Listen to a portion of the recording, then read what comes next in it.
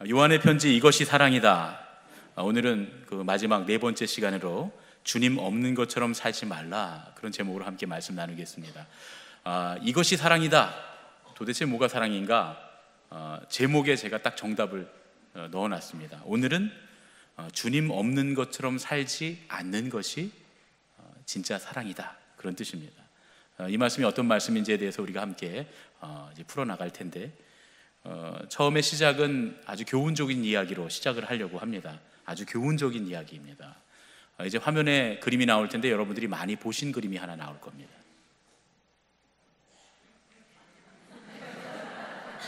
예. 뭡니까? 1부보다는 2부가 아시는 분들이 훨씬 많으시네요. 돈만 걸고 하지 않으면 치매 예방에 아주 좋다고 하니까 여러분 즐겁게 게임으로 하시면 좋겠습니다. 화투에 나오는 비광입니다.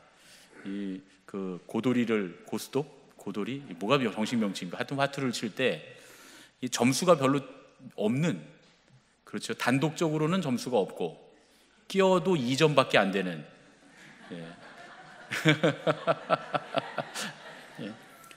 대단히 쓸모없는 광은 광인데 광 같지 않은 광, 비광. 이 화투의 비광을 가만히 보면 여러분 그 위에 있는 그 광자 쓰여져 있는데 보면 천정에 보면 시커먼 뭐가 이렇게 막 내려와 있죠. 저게 뭔지 아십니까? 버드나무 가지랍니다. 저게 버드나무 가지를 저렇게 표현해 놨고요. 그리고 보면 이렇게 시냇물이 흐르고 있죠. 시냇물이 흐르고 있는데 저 신사가 쓴 게 양산일까요, 우산일까요? 우산입니다. 지금 비가 오고 있는 중이래요. 비가 오는 중이고, 그 옆에 팔을 벌리고 이렇게 하고 있는 녀석이 뭘까요? 여긴 다 아시네. 어떤 분은 두꺼비라고 하시던데, 그 조금 더 아시는 분은 맹꽁이 이렇게 말할 수도 있는데, 맹꽁이나 두꺼비는 아니고 개구리랍니다. 개구리. 근데 색깔이 조금 이상하긴 하죠. 그리고 저 가운데 있는 신사가 아주 일본에서는 유명한 학자이자 서예가였던 오노 미치카제라고 하는 사람이라고 해요. 사실은 이 화투 비광 안에 아주 교훈적인 이야기가 하나 숨어 있습니다. 원래 이 화투의 그림의 원본은 이렇습니다. 원본은 다음 그림 보여주세요. 요겁니다. 뭔가 비슷하죠. 버드나무 가지가 쭉 늘어져 있고, 그리고 시냇물이 흐르고 있고, 신사가 이렇게 내려다보고 있고, 개구리가 버드나무 가지를 향해 뛰어오르고 있는 그런 그림입니다. 어느 비 오는 날, 이 학문과 서예의 극심한 정체기를 맡고 있었던 오노 미치카제가, 여러분 그런 거 있잖아요. 서예도 계속 글씨를 쓰다 보면 점점 글씨가 좋아지다가 어느 순간 딱 멈춰있는 시간이 오게 됩니다. 우리가 흔히 그럴 때를 슬럼프라고 하잖아요. 모든 일엔 다 슬럼프가 있어서 정체기가 있는데, 이 오노 미치카제가 이 글을 쓰고 학문을 하는데 아주 몇 해 동안 굉장히 정체기가 심하게 온 거예요. 그래서 늘 마음이 불편하고 힘든데, 어느 날 아침에 이렇게 산책을 하러 나갔는데 마침 또 비가 오는 겁니다. 산책을 하러 나왔는데 비가 오니까 얼마나 짜증이 나고 기분이 나쁘겠습니까? 막 투덜투덜대면서 막 불평을 하면서 심통 맞은 얼굴로 시냇가를 이렇게 지나가고 있는데, 무심코 발밑을 보니까 거기에 개구리 한 마리가 불어난 냇물에 쓸려가지 않으려고 안간힘을 쓰면서 목숨을 걸고서 버들가지를 위해서 뛰어오르고 있더라는 거예요. 계속 버들가지를 향해서 뛰어오르고 있습니다. 그런데 버들가지가 너무 높아서 이 개구리가 아무리 뛰어올라도 닿을 수 없는 곳에 가지가 있는 거예요. 그러니까 그 개구리를 보면서 오노 미치카제가 혼잣말로 이렇게 말했다는 거예요. 이 어리석은 개구리야, 노력할 걸 노력해야지. 올라갈 수 없는 걸 자꾸 뛰어 올라가고 있으니까 이 어리석은 개구리야, 올라갈 걸 올라가야지. 이렇게 비웃으면서 개구리에게 혼잣말로 책망을 한 거예요. 그런데 그때 마침 바람이 휙 불어오더니 버들가지가 휘어지면서 개구리 있는 곳 가까이로 오게 되니까 계속 뛰어오르던 개구리가 그때를 놓치지 않고 뛰어올라서 버들가지를 딱 붙들고 버들가지 위로 올라가더라는 거예요. 그리고 자기 목숨을 구합니다. 그 순간 오노 미치카제가 큰 깨달음을 얻었다는 거예요. 그래서 자기한테 큰 소리로 이렇게 외쳤답니다. 야, 이 미치카제야, 어리석은 건 개구리가 아니라 바로 너다. 한낱 미물에 불과한 개구리도 목숨을 다해 노력한 끝에 한 번의 우연을 행운으로 바꾸는데 왜 너는 저 개구리만큼도 노력해보지 않고 불평 불만만 늘어놓고 있는 거냐 하면서 자기 자신에게 크게 소리를 질렀다는 겁니다. 옛 성현들의 말에 우달모지제라고 하는 말이 있습니다. 여러분들 이제 한자를 배우신 분들은 다 아는 그런 단어들인데요, 사람을 5가지로 분류를 해놓은 거예요. 나름대로 사람의 등급을 정해놓은 그런 말입니다. 여기서 가장 하위 등급이 누구냐? 재입니다. 재. 자기 기술을 갖고 있는 사람, 자기 재능, 자기가 갖고 있는 재주와 자기 기술만 믿고 사는 사람. 기술 갖고 있는 사람들이 다 재가 아니라 그 기술만 믿고 사는 사람, 자기 재능만 믿고 사는 사람을 재라고 하는데, 이 사람을 가장 하위 등급에 놨습니다.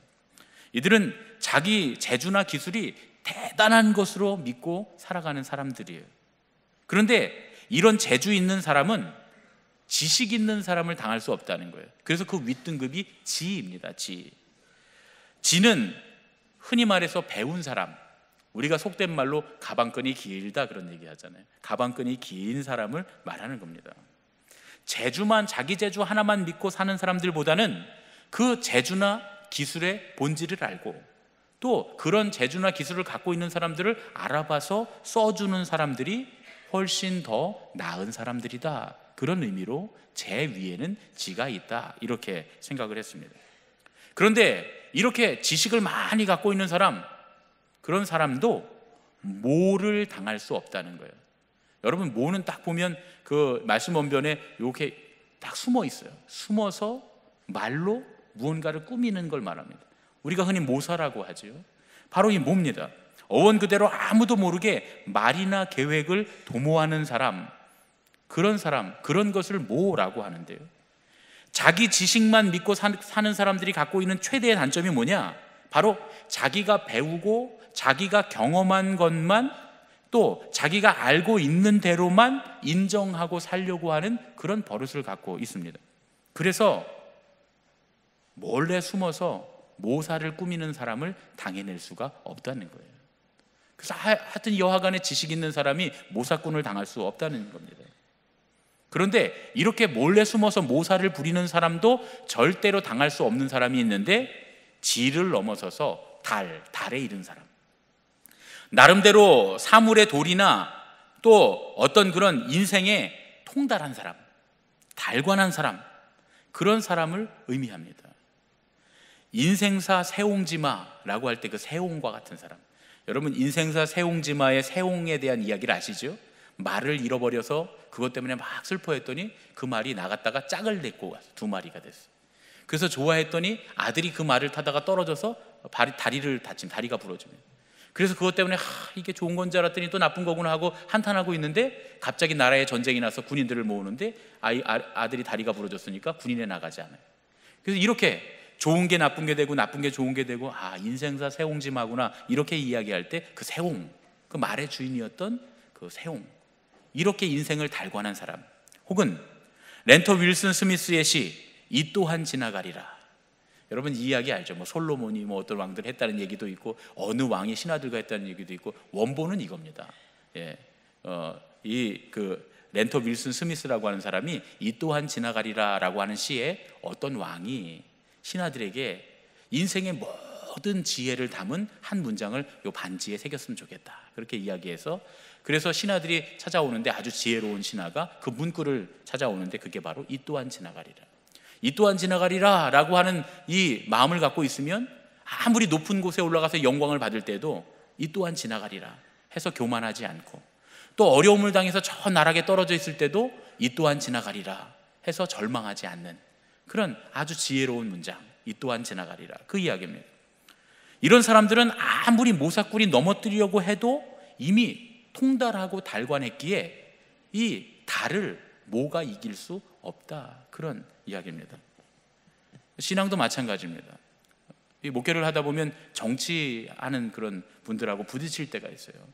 그러면 그런 정치하는 분들이 와서 저를 자꾸 넘어뜨리려고 하고 뭔가 이렇게 좌지우지하려고 할 때, 그때 본질에 집중하면 됩니다. 이 정치를 안 할 거면 거기에 전혀 휩쓸릴 일이 없습니다. 그렇잖아요. 내가 정치를 안 하고 나는 목회만 할 건데 정치하는 사람들이 와서 저를 휘둘릴 수가 없잖아요. 그래서 저는 아예 처음부터 그래서 정치는 안 한다고 이야기하고 다니는 겁니다.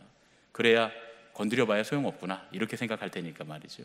이렇게 정치에 달관한 사람은 정치로 그 사람을 좌지우지할 수 없잖아요. 돈에 달관한 사람은 돈으로 움직일 수가 없습니다. 여하간에 움직일 수가 없습니다. 저는 그냥 없어도 삽니다 이렇게 하는 사람은 돈으로 매수할 수가 없습니다. 이런 사람들을 달이라고 하죠.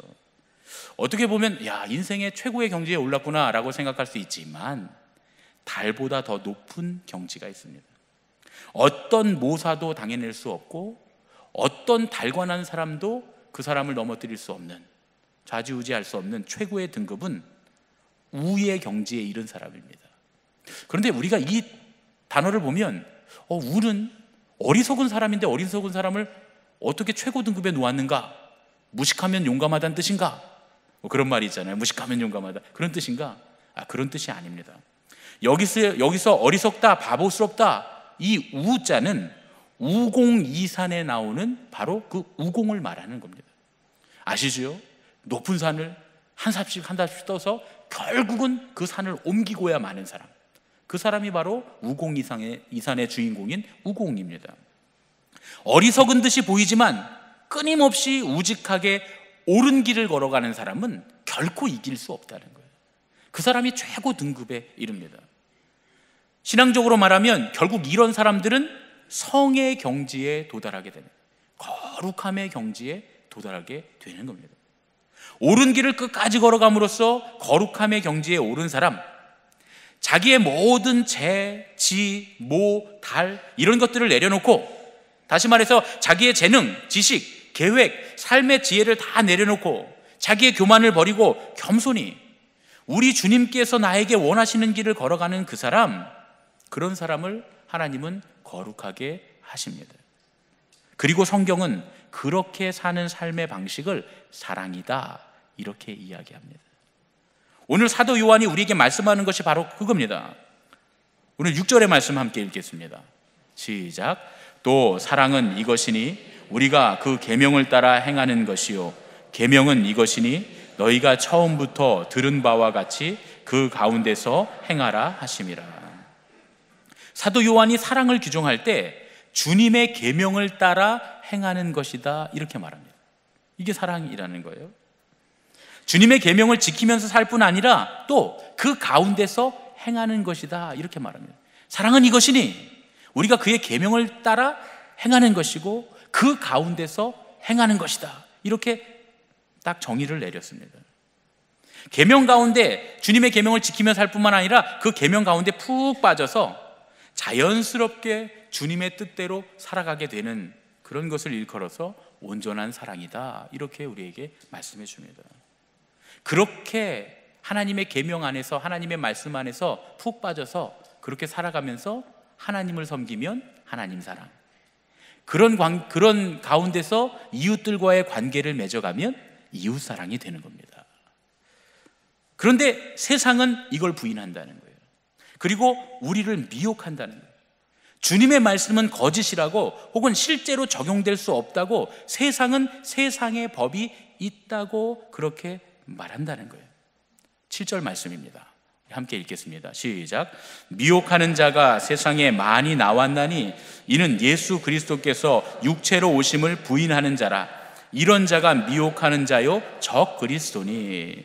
이 말씀을 가만히 읽어보면 갑자기 뚱딴지 같은 말씀이라는 생각이 들어요. 왜냐하면 하나님의 말씀을 따라 살고 하나님의 말씀 가운데 푹 빠져서 그 뜻대로 우직하게 말씀 안에서 말씀대로 살아라 이렇게 이야기해놓고 갑자기 적그리스도가 많이 나왔는데 그들은 예수님의 육체의 오심을 부인하는 자라는 거예요. 도대체 앞의 말과 뒤의 말이 무슨 연관이 있습니까?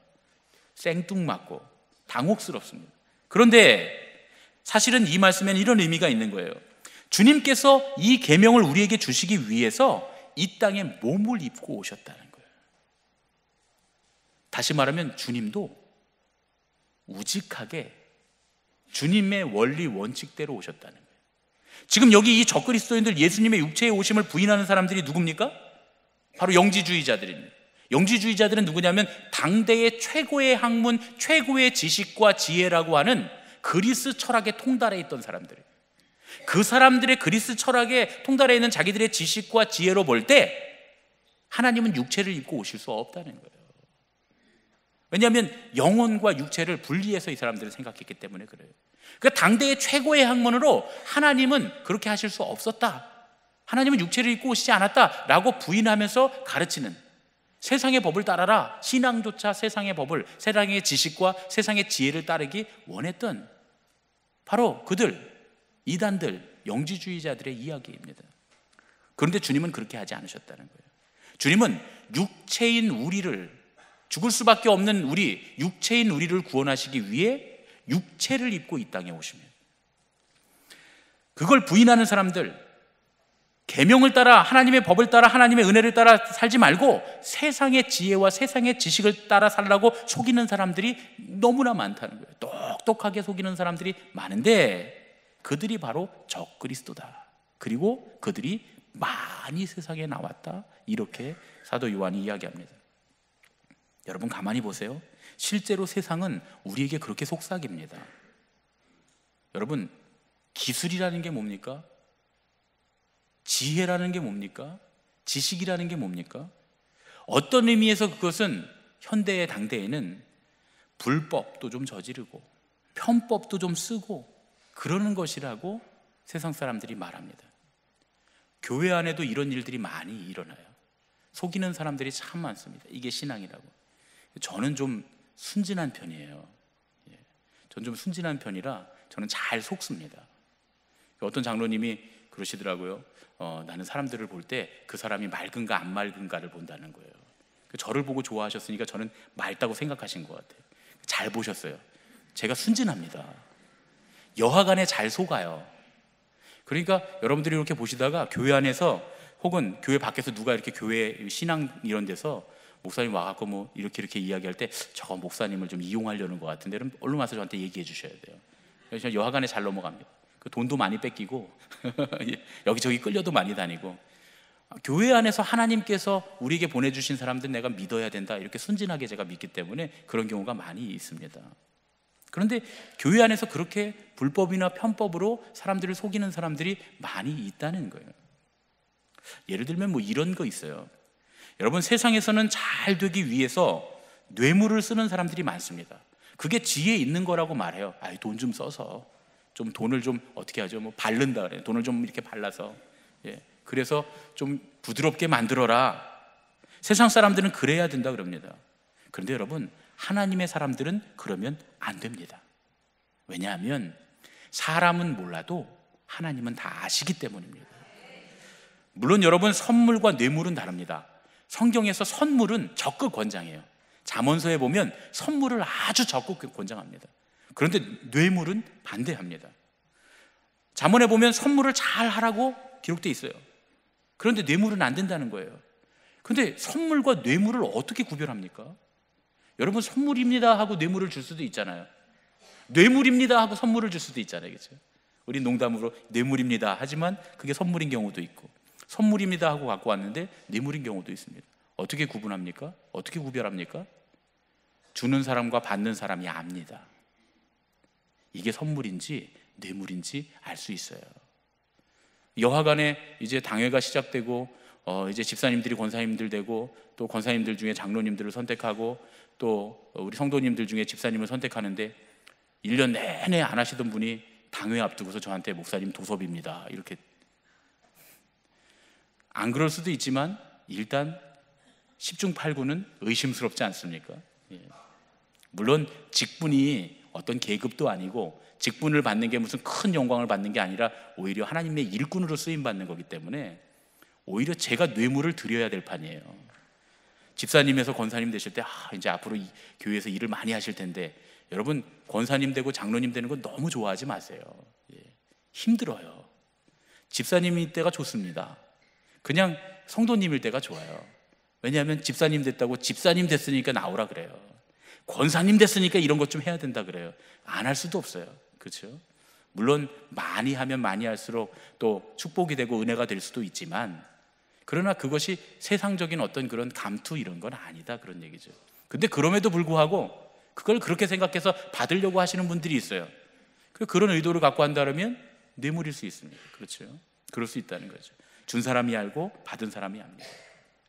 세상에선 이런 일들이 횡행합니다. 불법이나 편법이 횡행해요. 기술이라고 말이죠, 과학이라고 말이죠, 지혜라고 그렇게 말합니다. 요즘은 조금만 편법을 쓰면 이익이 많아집니다. 그래서 편법으로 이익을 조장하는 세상이에요. 여러분, 자동차를 만들 때 자동차에서 쇠막대기 2개씩만 빼면 엄청 많은 돈을 절약한다 그래요. 자동차를 한 대만 만드는 게 아니기 때문에 모든 자동차에서 쇠막대기를 2개씩 뺀다고 생각해 보세요. 그게 천문학적인 숫자의 돈이 된다는 거예요. 아파트를 지을 때, 대단지 아파트를 지을 때 1cm도 아니고 벽의 두께를 1mm만 줄이면 모래 시멘트를 엄청 많이 남겨 먹을 수 있다는 거예요. 그러니까 그만큼 비용이 많이 절약된다는 거예요. 그래서 그런 일들이 기업 측면에서 비용 절감이라는 이름으로 막 횡행하고, 그리고 그렇게 비용 절감 많이 한 사람들을 기업들이 나서서 막 상을 주기까지 합니다. 모 자동차 기업에서 그걸로 상을 많이 받은 사람이 있는데 그분은 하는 일이 맨날 그거예요.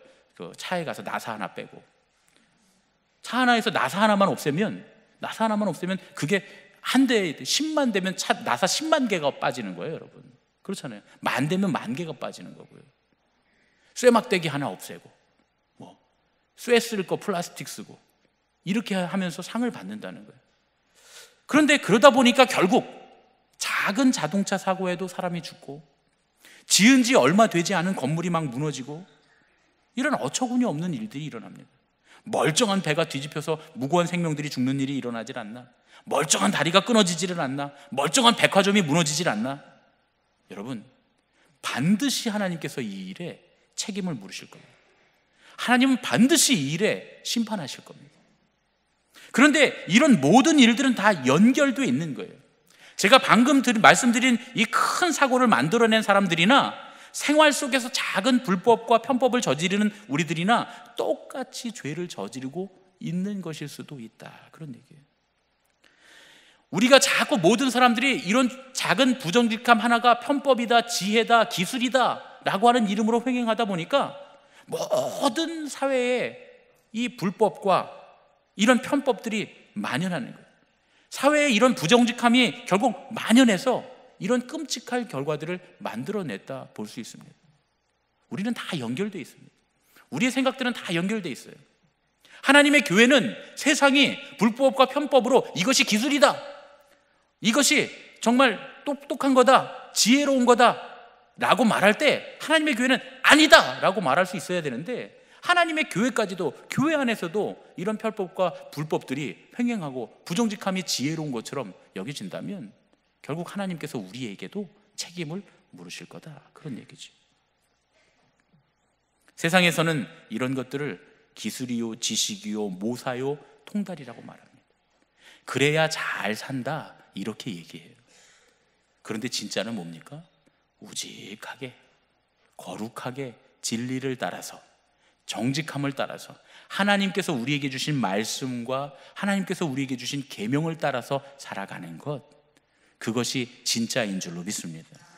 적어도 신앙인은 그런 우직한 사람들을 이어야 한다는 거예요. 하나님께서 계시기에, 우리 주님이 시퍼렇게 살아 계시기에 우리는 주님 앞에서 옳은 일을 우직하게 행해 나가는 사람들이어야 한다. 그것이 하나님을 사랑하는 것이고, 그것이 이웃을 사랑하는 것이고, 그게 진짜 사랑이다 라고 요한이 우리에게 말씀하고 있습니다. 세상은 속이고 유혹하는 것으로 가득 찼다는 거예요. 사도 요한이 말한 것처럼 참으로 많습니다. 많이 나왔나니, 그리고 그것에 속아서 심지어는 신앙인들도 주님이 계시지 않는 것처럼 살고 있습니다.